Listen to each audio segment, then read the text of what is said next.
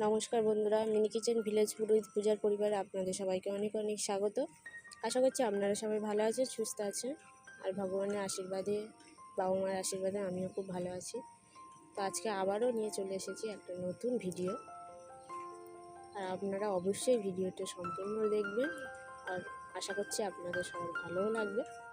আর এই ভিডিওতে আমি কী দেখাবো সেটা আপনারা থাম্বনেল দেখে অবশ্যই বুঝতে পেরেছেন।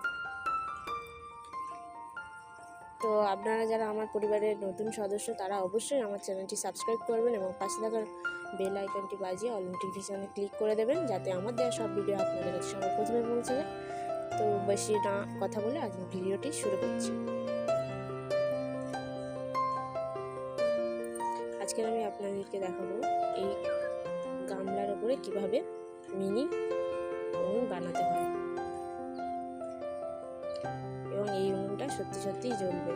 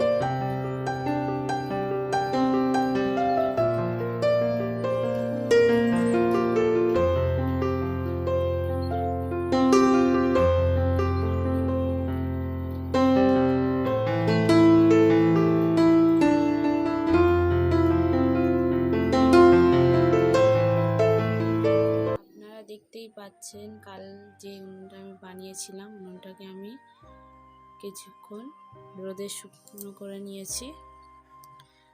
পুরো শুকনো করিনি, তাহলে মাটিটা খুব শক্ত হয়ে যেত আর উনুনটা কাটতে অসুবিধা হতো। এবার আমি উনুনটাকে এই একটা ছুরি নিয়ে নিয়েছি, ছুরি দিয়ে কেটে কেটে সমান করব, শেপে আনবো, সুন্দর করে উনুনটা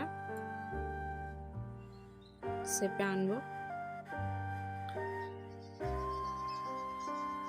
তোমরা দেখো ভিডিওটা, আশা করছি ভালো লাগবে।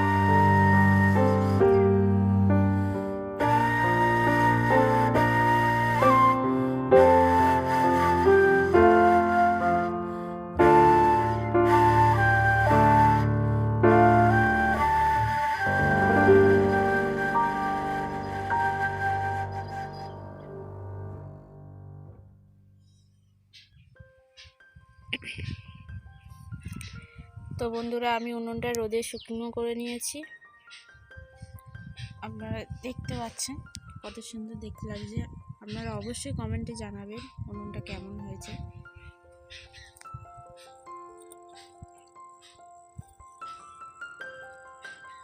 আর এই উনুনটাতে আপনারা রান্নাও করতে পারবেন এবং এইভাবে বড় উনুনও বানাতে পারবেন, খুবই সহজে বানানো যায়।